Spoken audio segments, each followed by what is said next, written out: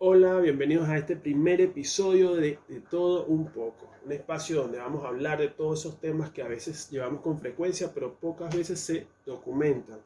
Historia, geopolítica, actualidad, entretenimiento, deportes, de todo un poco. Bueno, en este primer episodio vamos a hablar sobre lo que es la guerra en Ucrania, que es un tema que ha estado en boca del mundo en el último mes.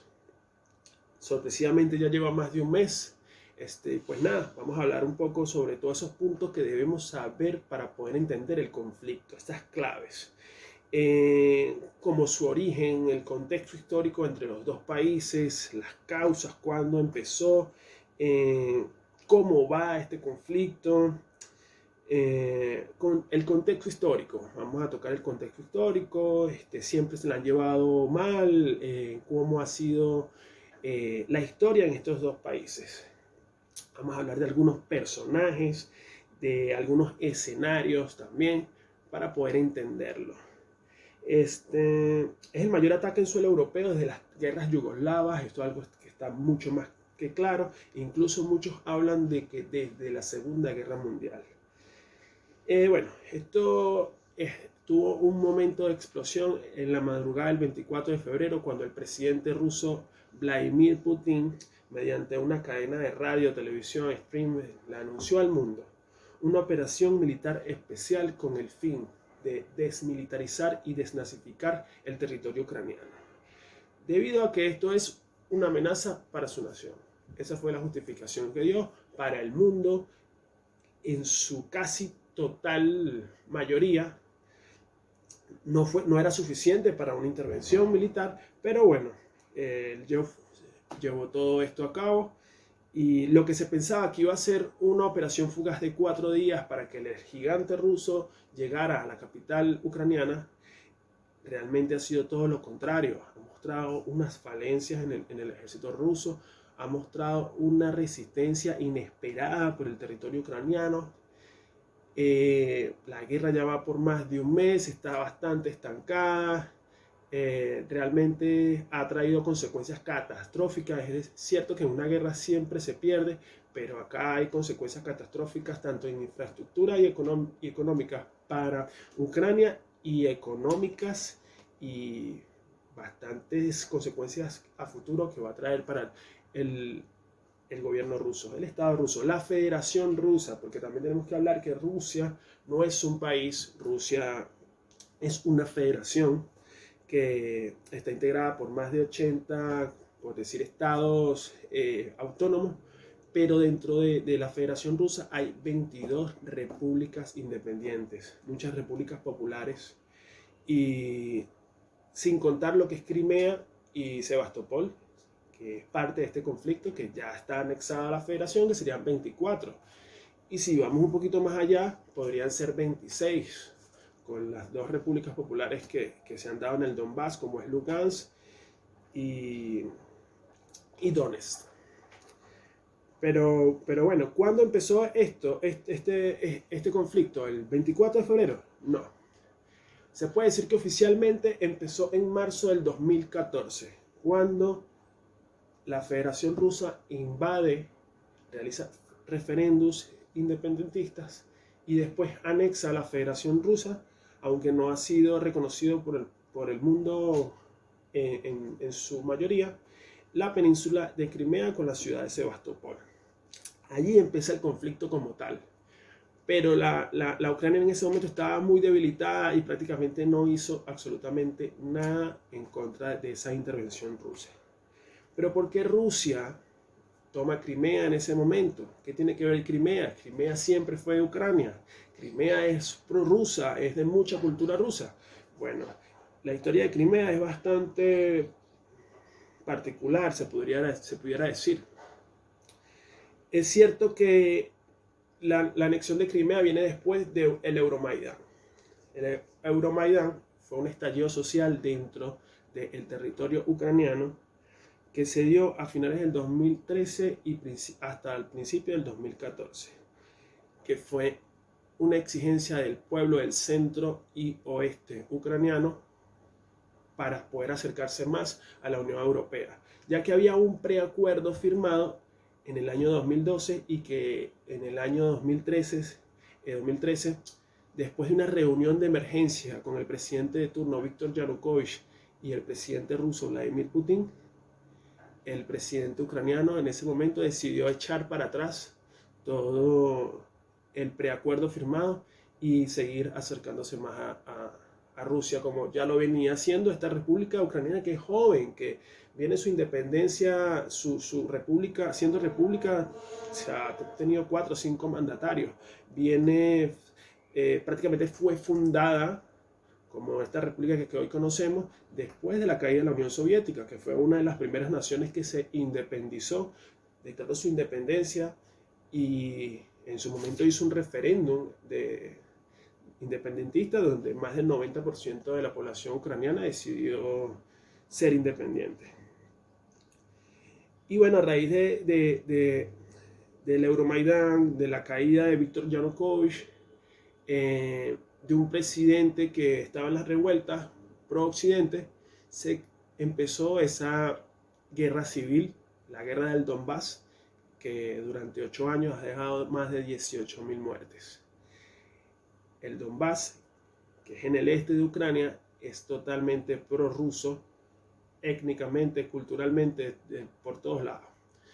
En cambio, el centro y el oeste es más ucraniano y que hoy en día quieren un lineamiento más occidental. Claramente, el bando del Donbass ha estado apoyado militarmente y logísticamente de Rusia y Ucrania ha recibido ayudas de parte de Occidente. Pero bueno, es importante recalcar que la guerra ya va más de un mes, ha dejado decenas de miles de muertes de un lado a otro, ha mostrado pérdidas en arsenal militar grande por parte de Rusia. Las principales ciudades, muchas principales ciudades de Ucrania están devastadas, sobre todo Mariupol. En estos días salió unas imágenes de un dron y de verdad está completamente en ruinas. Hay algunos bandos, ejércitos privados, si podría decirlo, como el bando de Azov y los chechenios, que de verdad es un tema para otro video, que han hecho el trabajo sucio, por así decirlo. Y bueno, también esta guerra ha dejado ya prácticamente 4 millones de desplazados en los países que son frontera con... La mayoría están en los países que son frontera con Ucrania, siendo Polonia el país que mayor número de desplazados ha recibido.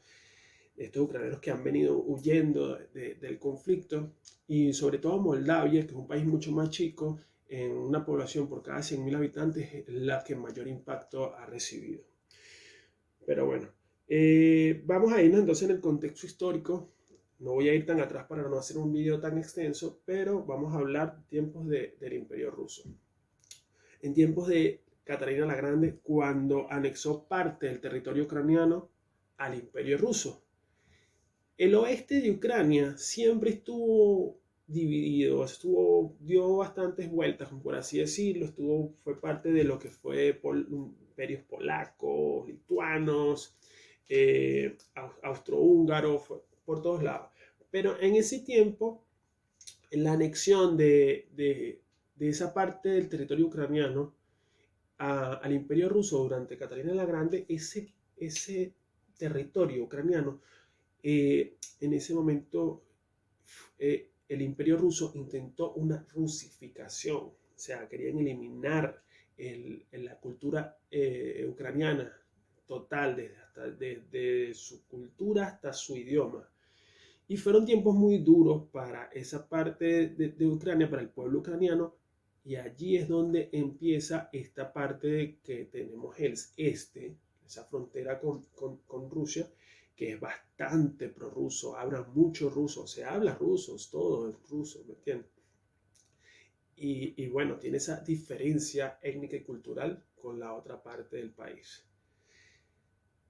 Eso fue así durante siglos, por decirlo, hasta cuando cae el Imperio Ruso, que se forma por la cabeza de Vladimir Lenin, lo que es la Unión Soviética, lo que fue la Unión Soviética. En ese momento, al territorio ucraniano, que era parte del Imperio Ruso, se le da una autonomía nunca antes vista desde que era parte del Imperio Ruso, de esa conexión con Rusia. Tanto así que fue considerada parte como una república dentro de la Unión Soviética. O sea, ya teníamos una Ucrania de centro, la parte central y la parte este, que era Ucrania, era una república dentro de la Unión Soviética. Este fue el punto de partida de la historia contemporánea en estos dos países. El oeste todavía seguía siendo parte en este momento del Imperio Austro-Húngaro. En los años 30, debido a las medidas económicas bastante salvajes tomadas por el mandatario de la Unión Soviética en ese momento, Joseph Stalin, hubo una hambruna bastante fuerte en todo el gigante soviético, que afectó muy fuerte a Ucrania y se hablan de 3 hasta 4 millones de muertes por la hambruna. Esto, para muchos analistas, es considerado como un genocidio, porque desde Moscú se hizo poco para contrarrestar esta situación. Y ahí se puede decir que está la primera espina de la historia contemporánea de estos dos países. ¿Por qué? Porque se pudo haber hecho más. Después se recuperaron. Cuando estalla la Segunda Guerra Mundial, Ucrania sufre un golpe fuerte en la Operación Barbarroja, que era llevada por el ejército nazi para poder llegar a Moscú.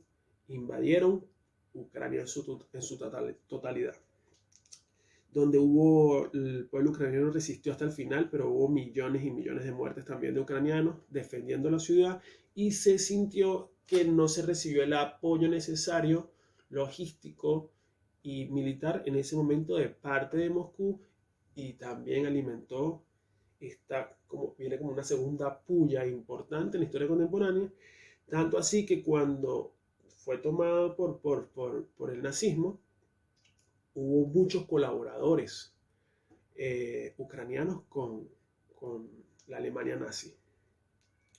Estos colaboradores, claramente, cuando cae Hitler, fueron fusilados por Joseph Stalin. Después de la muerte de Joseph Stalin, de los años 51, 52, no recuerdo cuándo fue el año de la muerte, vino un mandatario soviético llamado Nikita Khrushchev.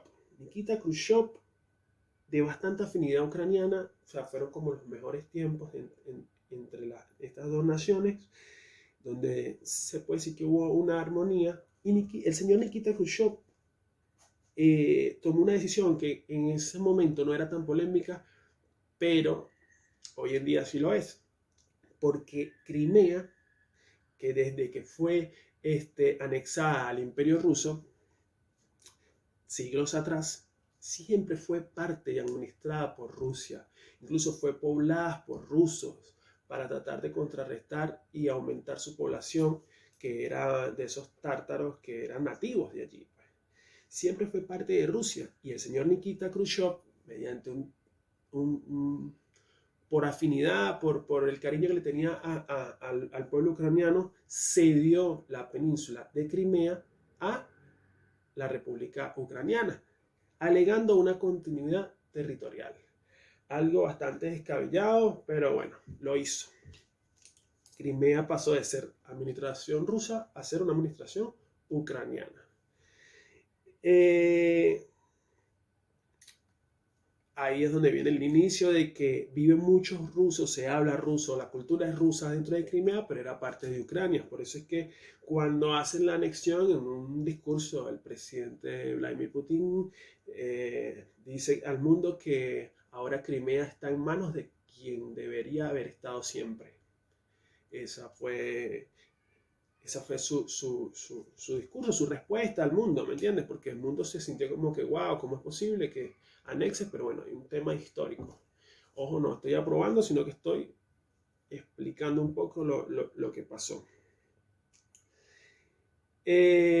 Se habla también de que en Rusia, en la comedia y tal, el ucraniano siempre esto había sido tomado históricamente como un campesino ignorante, bruto. Entonces siempre hubo como ese pequeño roce, aunque hubo esta época de armonía, después de que murió Joseph Stalin, hasta finales de la Unión Soviética. Si nos fijamos, eh, las grandes, energías nucleares de la Unión Soviética estaban dentro de Ucrania. Incluso hoy en día, Rusia, que por eso que también es bastante complejo el tema de la guerra, pero Rusia es uno de los mayores productores de gas del mundo y es el mayor surtidor de gas en Europa. O sea, Europa es el mayor cliente de Rusia y Rusia es su mayor proveedor.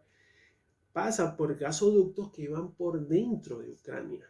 Ucrania tiene como esa bendición y esa no tan bendición de ser un país que está entre Rusia y Europa, pero entre Moscú y Europa, porque hay países también arriba, que si Estonia, Lituania y todo eso, pero es específicamente Ucrania la que está dentro de estos dos bloques. Que bueno, que por ahí pasan todos esos gasoductos, incluso Ucrania cobra como una especie de peaje que llegaba a ser hasta el 3% de su PIB. Pero bueno, en definitiva es como un matrimonio que de cierta forma no podría ser divorciable. Cuando cae la Unión Soviética y se van independizando todas esas repúblicas que la integraban, a Rusia siempre interesó tener una relación cercana con lo que es Ucrania, debido a todos estos intereses de lo que ya les he venido hablando. Se firmaron incluso tratados de Gorbachev en ese momento, como que no se quería que la OTAN siguiera expandiéndose hacia el este y la OTAN firmó, todo el mundo firmó, eran tiempos de paz, eran tiempos en que todo se podía, había como un positivismo. La OTAN de cierta forma faltó a esto en el año 97 con su primera expansión grande hacia el este, donde integraron a países mucho cercanos a Rusia. Eso es el principal motivo para Vladimir Putin para llevar esta guerra. Es algo que él siente que hay una amenaza a su soberanía, a su país, a la seguridad de su país, porque de cierta forma, viéndolo bastante coloquial, como que decirte el patio de tu casa, es que lo que está ahí es un terreno que está ahí dentro, que separa tu casa de la calle, vendría siendo Ucrania. Esto es bastante coloquial, no es para que lo tergiverse. Nadie va a querer en el frente de su casa armas apuntándote. O sea, eso es una total amenaza. Y eso es lo que él siente cuando desde que ganó el presidente Zelensky, que es el actual mandatario de Ucrania, que en su campaña él prometió una anexión a la Unión Europea y sobre todo a la OTAN. ¿Qué es la OTAN? La OTAN es la Organización de Tratado Libre del Atlántico Norte. Fue una organización creada después, post Segunda Guerra Mundial, más que todo como en defensa de un bloque de defensa de Occidente en una posible guerra contra la Unión Soviética. En esos tiempos de Guerra Fría, entre las leyes y el reglamento de la OTAN es como te metes con un país, salen todos. O sea, hay un acuerdo de seguridad total. Entonces, es una amenaza para el gobierno ruso. Porque de cierta forma, después que termina la Guerra Fría, cae el muro de Berlín, cae la Unión Soviética, la OTAN quedó como una especie de bloque de alianza. O sea, quedó para eso. Bueno, se meten con uno, se meten con todos. Por ello, a Vladimir Putin, de verdad, que es un mandatario ultranacionalista que quisiera revivir esos tiempos de gloria de la Unión Soviética en cuestiones de magnitud y de potencia económica Y de que, porque Rusia ha perdido, antes era la segunda potencia del mundo, hoy en día no, hoy en día eso se reparte entre Estados Unidos y China, entonces como que quiere volver a llevar a Rusia a ese podio donde siempre estuvo, esos tiempos de gloria. ¿Qué más podemos hablar?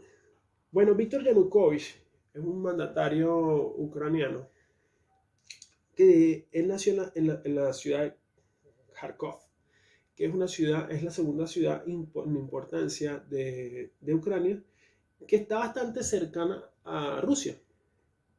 Él fue un presidente prorruso porque como todos los presidentes, debido a ese mutuo acuerdo, en que a Rusia le interesaba cuidar sus intereses teniendo a Ucrania como aliada, y Ucrania sentía que como un país menor, con Rusia de aliada, ahí teniéndolo cerca, le iba a ir bien. Es una potencia energética. Lamentablemente no ha podido, no sé, debido a malas administraciones y todo eso, corrupción, no ha podido levantar, y hoy en día Ucrania es uno de los países más pobres de Europa.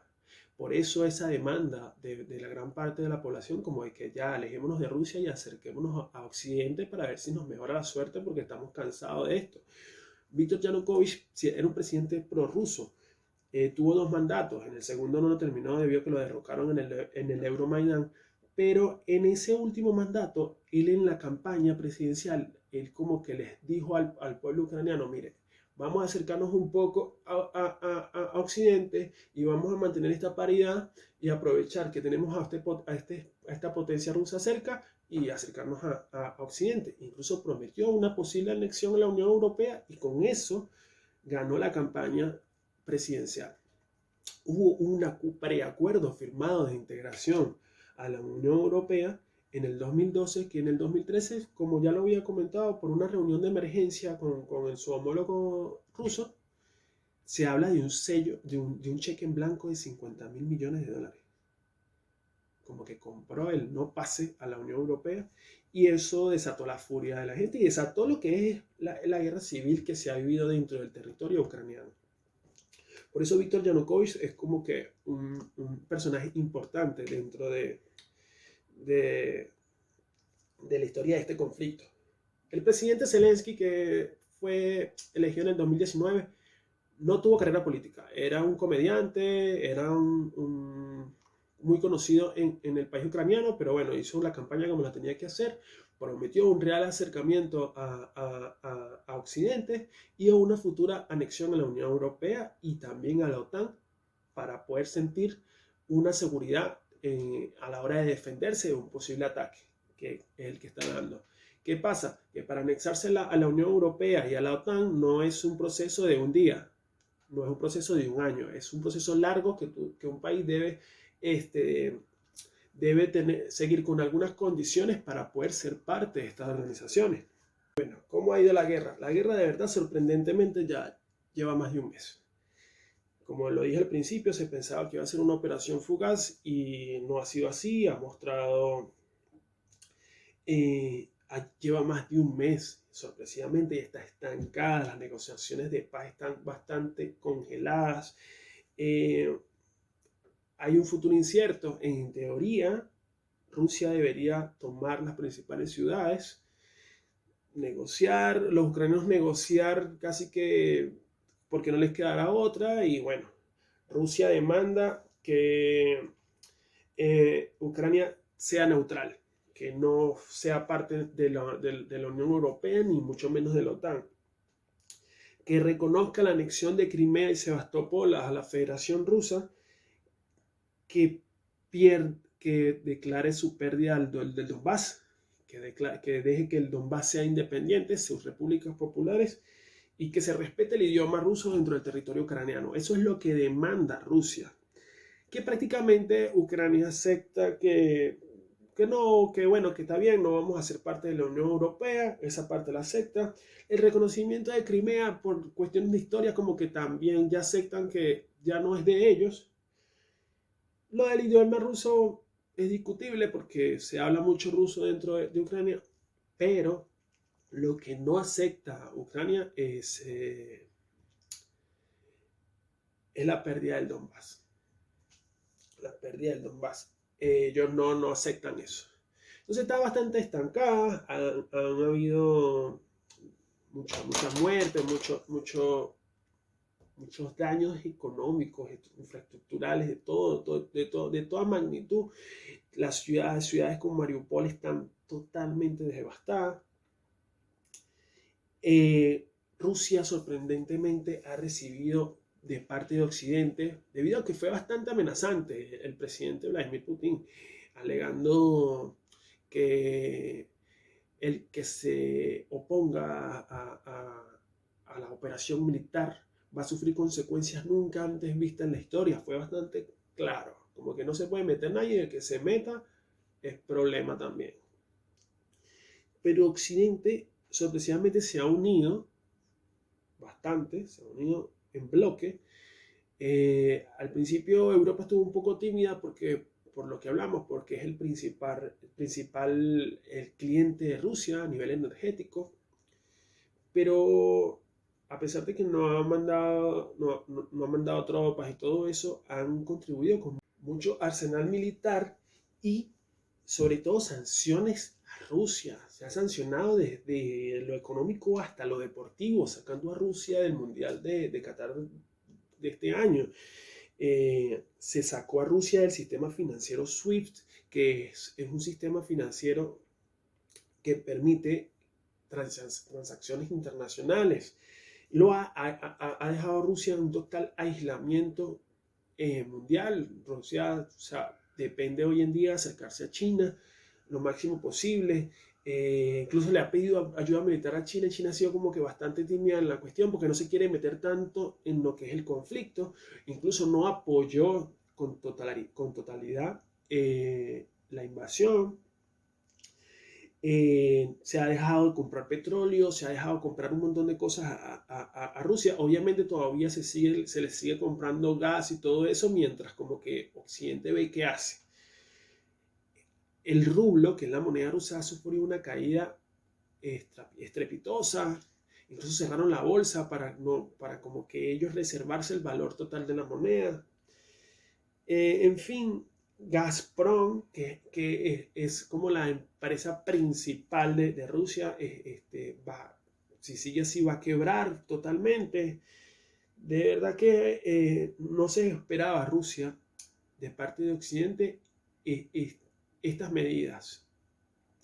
Realmente la guerra va a traer consecuencias económicas a nivel mundial bastante fuertes si no se llega a un arreglo, porque Europa sigue siendo muy industrial y hasta Estados Unidos compra petróleo y recursos naturales a Rusia, y el dejar de comprarlos va a traer consecuencias económicas. Por ejemplo, si en Europa todo el gas, la mayoría, el 80% del gas que llega a Alemania, que consume Alemania, viene de Rusia, viene por gasoductos. Si deja de comprarle a Rusia y va a buscar otros proveedores, ya no llegaría por gasoductos. Entonces sería más costoso para la hora industrial y sería más costoso a la hora después con sus derivados.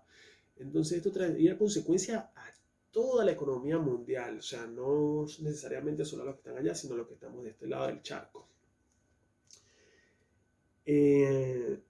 Hay países que de cierta forma no les ha caído bien porque a nadie les puede favorecer, pero hay como que países que pueden aprovechar este momento, como lo es el propio Venezuela, que ha llevado, debido al régimen de Nicolás Maduro, ha sufrido sanciones económicas, y ahora parece que Estados Unidos va a dejar de comprarle petróleo a Rusia, dejando el petróleo a Rusia para comprarle petróleo a Venezuela y levantar sanciones económicas contra el régimen.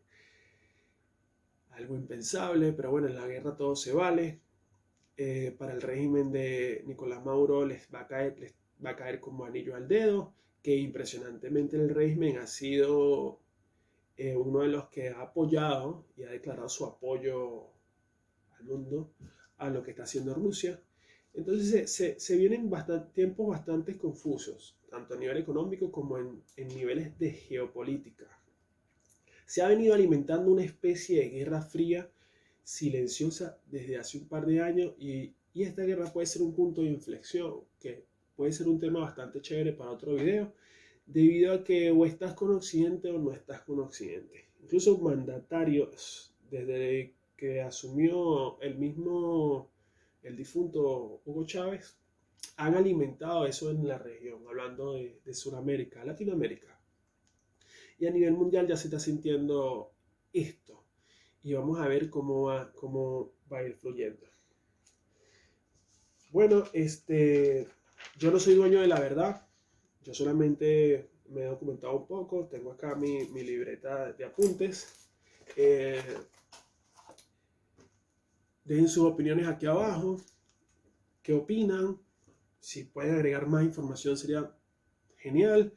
Espero de repente hacer un video pronto sobre el fin de la guerra, que se termine, que ya cierre este capítulo oscuro de la historia contemporánea de la humanidad, y hablar un poco de lo que son las consecuencias que va a traer la guerra, tanto para Ucrania, que van a ser bastante fuertes, como para la Federación Rusa y como para el mundo.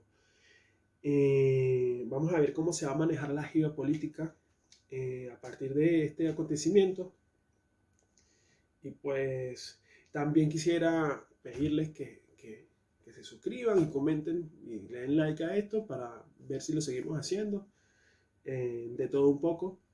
El podcast, como quien dice. Si quieren que hable de otro tema, déjenlo ahí abajo. Y bueno, se despiden de ustedes, Emerson Chacón. Saludos. Gracias.